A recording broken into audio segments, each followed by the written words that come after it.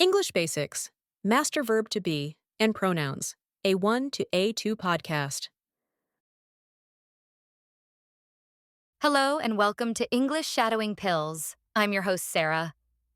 Today we have a special guest, David. Welcome, David. Thank you, Sarah. It's nice to be here. Today, David, we're going to talk about ourselves and we'll learn some important English grammar. We'll focus on subject pronouns and the verb to be. Sounds good. I'm ready. Great. So, David, let's start with you. Can you tell me something about yourself? Okay, I am David. I am from Ecuador. I'm a student. Excellent. So, you used I am. I is a subject pronoun. It refers to the person speaking, and am is a form of the verb to be. We use I am for ourselves. Right. I am Sarah. I am the host. I am happy to be here. Perfect. Now let's talk about other people. If I want to talk about you, David, I say, you are David. You is another subject pronoun. It refers to the person we are talking to. Yes, you are Sarah. You are the host. Exactly. And if we are talking about a woman, like me, we use she. For example, she is Sarah. She is a subject pronoun for a female person. So if I talk about my friend Maria, I say, she is Maria. She is from Spain.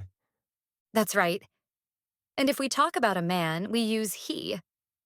For example, he is David. He is a subject pronoun for a male person. Okay, so if I talk about my brother Tom, I say, he is Tom. He is a doctor.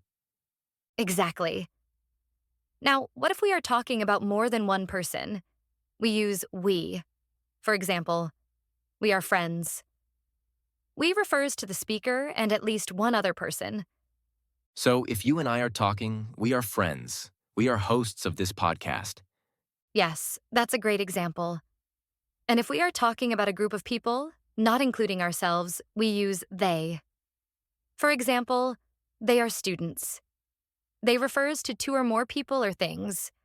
So if I see a group of people at the park, I can say, they are playing. Yes, you can. And we also use they for things. For example, they are books. Okay, I understand. So we have I, you, he, she, we, and they. That's right. And the verb to be changes a little with each one. For I, it's am. For you, he, she, we, and they, it's are. So I am David. You are Sarah. He is Tom. She is Maria. We are friends. They are students. Excellent summary, David.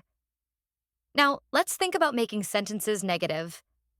For example, if someone is not from Canada, we can say, he is not from Canada. Or, she is not a teacher. Yes. And for you, we, and they, we use are not. For example, you are not tired. We are not late. They are not here. Very good. And we can make these shorter using contractions. It makes our speech sound more natural. For I am, we say I'm.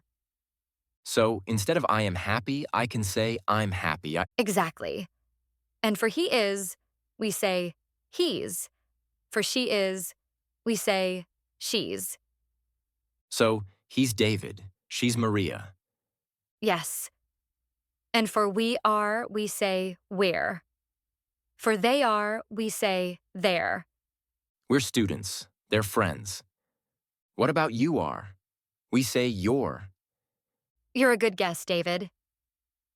Thank you, Sarah. And for the negative forms, we can also use contractions. Is not becomes isn't. Are not becomes aren't. So, he isn't here. They aren't ready. Yes. She isn't a doctor. We aren't busy.